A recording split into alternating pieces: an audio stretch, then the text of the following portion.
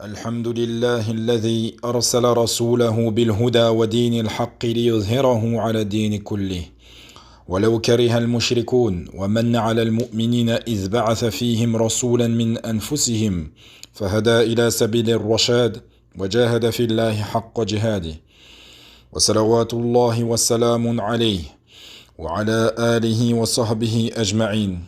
سلام الله عليكم ورحمة الله وبركاته. Bienvenue à vous dans cette 42e rencontre des leçons à tirer de la vie du meilleur des hommes. Certes, l'appel à la voie d'Allah, l'appel à l'islam est la chose la plus importante et le souci le plus précieux et important des prophètes. C'est l'acte le plus noble pour lequel Allah Azza wa Jal a envoyé les prophètes, a fait descendre les livres. Tous les prophètes, alayhimus salam jami'an, ont œuvré dans le même sens, l'appel au tawhid. Et c'est pour cela que toute personne qui appelle à l'islam, qui appelle au tawhid, il suit la voie des prophètes. Il est sur la trace de ces nobles hommes qui sont les prophètes et qui sont les meilleurs des créatures sans aucun doute. Alayhimus salat wassalam ajma'in. Et l'appel à l'islam, la da'wa ilallah. Si le prédicateur n'est pas sur les traces des prophètes, sur les traces du prophète Muhammad sallallahu alayhi wa sallam, il ne pourra atteindre son objectif. Car l'appel à Allah Azza wa Jal, le plus grand appel à Allah que tu puisses faire, c'est l'appel à son unicité, l'appel à son tawhid et de patienter sur les gens. Lorsque tu appelles à cette voie immense qui est celle des prophètes alayhimus salam, tu dois patienter. Allah ne dit-il pas dans le Coran وَلَقَدْ بَعَثْنَا فِي كُلِّ أُمَّةٍ رَسُولًا أَنِ اعْبُدُوا اللَّهَ وَاجْتَنِبُوا الطَّاغُوتَ. Nous avons certes envoyé dans chaque communauté un messager pour qu'il leur dise adorez Allah et écartez-vous du tarout, de l'association. Nous avions évoqué dans les cours précédents qu'après le retour du prophète sallallahu alayhi wa sallam à la Mecque sous la protection de Mut'im ibn Adi, il ne s'est pas arrêté dans son appel à l'islam, que ça soit pendant la période du Hajj, la période de Mawsim, car comme vous le savez, les Arabes se réunissaient à la Mecque pour effectuer le Hajj, et également son appel à l'islam des hauts notables de la Mecque. Et de cela, nous observons le hadith de Jabir radiallahu anhu qui nous dit que le prophète sallallahu alayhi wa sallam est resté 10 ans à suivre les gens et à les appeler à l'islam sans cesse, jour et nuit. Et il allait également au souk al-Ukkad, et également à Mina. Que disait le prophète sallallahu alayhi wa sallam à tous ces gens? Il disait من يؤويني من ينصرني حتى أبالغ رسالة ربي فله الجنة. Il disait, qui m'hébergera, qui me secourra, que je puisse transmettre le message de mon Seigneur, il en aura le paradis. Jabir radiallahu an nous dit que le prophète sallam ne trouvait personne qui voulait l'héberger, personne ne voulait le secourir. Et ici, une remarque importante est à faire. C'est que le prophète sallallahu alayhi wa sallam ne trouvait personne qui voulait le secourir ni l'héberger. Personne ne voulait l'écouter, excepté une poignée d'entre eux, qui se posaient des questions sur le véritable sens de ce message. Il tournait le prophète sallallahu alayhi wa sallam dans toutes les tentes à Mina. Il allait voir les gens à Mina, mais personne ne prêtait attention à lui. Car la propagande contre son appel à l'islam était telle qu'elle repoussait les gens, elle faisait barrière à l'appel à l'islam. Jabir radiallahu anhu nous dit, comme il est venu dans le Musnad de l'imam Ahmed rahimahullah, à tel point qu'un homme qui prenait sa monture pour venir à la Mecque faire le Hajj, qui vienne de Moudar ou qu'il vienne du Yémen, son peuple venait à lui avant son voyage et lui disait fais attention à l'enfant de Quraysh, qui ne te détourne pas de nos divinités. Mais le prophète sallallahu alayhi wa sallam ne désespérait pas. Il continuait son appel à l'islam. Il continuait à tourner entre les tribus et eux de le montrer du doigt en disant cet homme-là ne le suivez pas. cet homme-là ne l'écoutait pas. Mais malgré tout le mal que le prophète sallallahu alayhi wa sallam subissait, il continuait, il persistait. Et il était soucieux d'être la cause, d'être la guidée des gens vers l'islam. Et même de ceux qui lui portaient préjudice. Alayhi afdalus salatu wa tamma salam. Al-Bayhaqi, rahimahullah, nous rapporte, عن المغيرة ibn Shu'bah, il dit, le premier jour où j'ai rencontré le prophète sallallahu alayhi wa sallam, je marchais dans les rues de Mecca avec Abu Jahl. Nous marchions dans les ruelles de Mecca jusqu'à ce que nous rencontrions le prophète sallallahu alayhi wa sallam. Le prophète sallallahu alayhi wa sallam s'adressa à Abu Jahl et lui dit, Ya Abal Hakam, halummu ila Allah, viens avec moi vers Allah, viens vers son messager. Je t'appelle vers Allah Azza wa Jal, je t'appelle à sa soumission. Et Abu Jahl lui dit, Ô Muhammad, ne vas-tu pas arrêter d'insulter nos divinités? Veux-tu que j'atteste que tu as certes transmis ton message? J'atteste donc que tu as effectivement transmis ton message. Wallahi, si je savais que ce que tu disais était la vérité, je ne t'aurais pas suivi. Il voulait par cela faire désespérer notre prophète bien-aimé, salawatullahi wa salamun alayhi, de son appel à l'islam. Mais malgré cela, le prophète sallallahu alayhi wa sallam a continué à persister à l'appeler. Il l'a même surnommé. Il l'a appelé de son surnom connu d'après les Arabes, pour peut-être que Abu Jahl ait de l'affection envers lui. Il l'a appelé Ya Abal Hakam. Et cela, le fait d'appeler les gens par leur surnom chez les Arabes, c'est une manière de les honorer.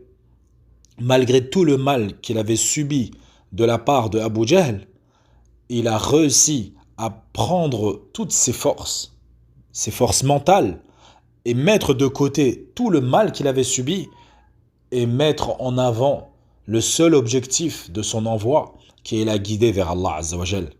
Et c'est en cela qu'Allah Azza wa Jal nous dit dans le Coran, à travers sa parole, لَقَدْ جَاءَكُمْ رَسُولٌ مِّنْ أَنفُسِكُمْ عَزِيزٌ عَلَيْهِ مَا عَنِتُّمْ حَرِيصٌ عَلَيْكُمْ بِالْمُؤْمِنِينَ رَءُوفٌ رَحِيمٌ.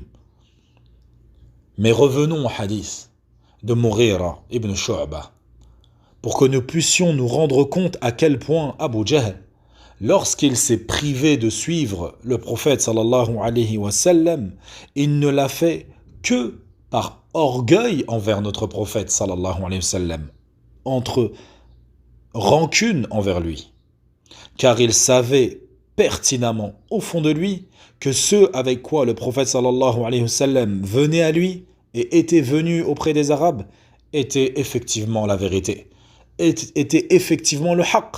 Et c'est en cela qu'Allah Azza wa Jal il dit également وَجَهَدُوا بِهَا وَاسْتَيْقَنَتْهَا أَنفُسُهُمْ ظُلْمًا وَعُلُوًّا. Et ils nirent les versets avec science, c'est-à-dire injustement et orgueilleusement, tandis qu'en eux-mêmes, ils croyaient avec certitude. Ils savaient que c'était la vérité. Puis Al-Mughira ibn Shu'bah nous dit que Abu Jahl s'est rapproché de lui après que le prophète sallallahu alayhi wa sallam soit parti, et il lui dit فَوَاللَّهِ إِنِّي لَأَعْلَمُ أَنَّ مَا يَقُولُ هُوَ الْحَقِّ. Abu Jahl, il savait pertinemment que ce avec quoi le prophète sallallahu alayhi wa sallam était venu à lui était le haqq, était la vérité. Mais les Bani Qusay ont dit فينا الحجاب قلنا نعم قالوا فينا الندوة قلنا نعم قالوا فينا اللواء قلنا نعم قالوا فينا السقيا قلنا نعم ثم أطعموا فأطعمنا حتى قالوا فينا النبي فوالله لا أفعل. Et nous voyons à travers cela que entre ces deux tribus, la tribu du prophète sallallahu alayhi wa sallam et la tribu de Abu Jahl, il y avait une concurrence. Et cette concurrence, elle était à tel point qu'à chaque fois que la tribu du prophète sallallahu alayhi wa sallam innovait dans le sens de la population, que ça soit de les nourrir, de les abreuver, de les vêtir, de les aider, de les prendre en charge, à chaque fois, la tribu de Abu Jahl emboîtait le pas et faisait la même chose. Jusqu'au jour où la tribu du prophète sallallahu alayhi wa sallam ont dit « Fina an-nabi » nous avons un prophète parmi nous. Et cela a complètement rompu le lien. Et ce qui a empêché Abu Jahl de suivre l'appel à l'islam, qui l'a repoussé de la soumission à Allah, c'est son orgueil, cette jalousie qu'il y avait entre sa tribu et celle du prophète sallallahu alayhi wa sallam. Et celle-ci, la jalousie, est l'une des plus grandes causes de la perdition et de l'égarement et de l'empêchement des gens de rentrer dans l'islam. L'orgueil, le fait de reconnaître sa faiblesse, ceci est un mérite, ceci est une valeur inestimable. Et le prophète sallallahu alayhi wa sallam était une personne qui attirait l'attention et il attirait l'affection envers sa personne. Et il leur parlait avec douceur et il leur parlait d'une manière et d'un comportement immense, élevé et noble. Il avait le comportement de l'islam par excellence. Le prophète sallallahu alayhi wa sallam n'embellissait surtout pas son message et n'essayait pas de complaire dans l'islam. Écoute avec moi une des situations qu'a vécu notre prophète bien-aimé, salawatullahi wa salamun alayhi. Ibn Ishaq, rahimahullah, nous dit que le prophète sallallahu alayhi wa sallam, lorsqu'il était entre les tribus et qu'il s'est présenté à eux, il est arrivé à une tribu appelée Bani Sa'sa'a. Il les a appelés à Allah. Un homme parmi eux, il est dit qu'il s'appelle Bayharatu ibn Firas. Il s'est dit, Wallahi, si je prends ce jeune homme, en parlant du prophète sallallahu alayhi wa sallam, si je prends ce jeune homme de la tribu de Quraysh, je pourrais vaincre tous les Arabes. Je pourrais dominer tous les Arabes. Qu'a-t-il vu? Qu'a-t-il vu ce Bayhara dans la personne du prophète sallallahu alayhi wa sallam? Quel secret a-t-il vu en lui? Il a vu certes en lui une opportunité, un bien de pouvoir transmettre un message aux gens. Et il a vu que cet appel que le prophète sallallahu alayhi wa sallam faisait était proche de la nature saine. Et il a vu le visage du prophète sallallahu alayhi wa sallam. Et quiconque voyait le visage du prophète sallallahu alayhi wa sallam, sa première impression était que ce n'était pas le visage d'un menteur. Mais Bayhara ne voulait pas secourir la religion d'Allah, ou il ne voulait pas s'affilier au prophète sallallahu alayhi wa sallam pour le secourir, mais il voulait, en s'affiliant au prophète sallallahu alayhi wa sallam, atteindre un rang. Il voulait atteindre un rang dans la population. Et il dit, ô Muhammad, si nous te portons allégeance sur ton affaire que celle-ci, et que Allah te fasse triompher face à tes détracteurs, face à ceux qui divergent avec toi, serons-nous les dirigeants après cela? Le prophète sallallahu alayhi wa sallam lui dit, l'affaire est à Allah et il en dispose comme il le souhaite. Bayhara se retourna vers le prophète sallallahu alayhi wa sallam et lui dit, allons-nous nous substituer des Arabes pour toi?